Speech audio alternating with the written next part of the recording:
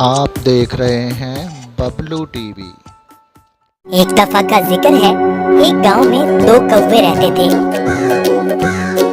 चुन्नू और मुन्नू।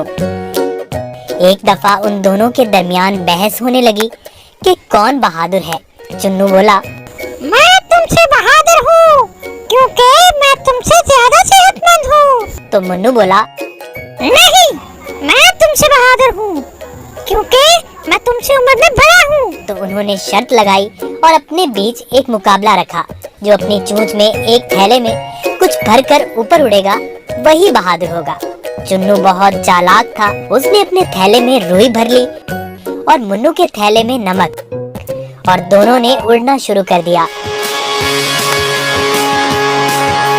देखते ही देखते चुन्नू ऊपर उड़ने लगा, क्योंकि उसका वजन मुन्नू के वजन से कम था।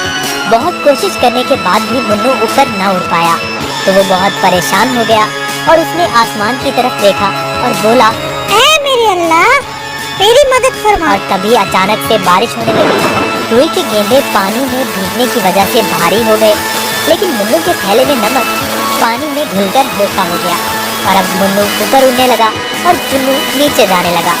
इस तरह मुन्नू ने शर्त भी जीत ली और ये साबित भी कर दिया कि मैं ही बहादुर हूँ। हमें भी चाहिए कि ईमानदारी से काम लें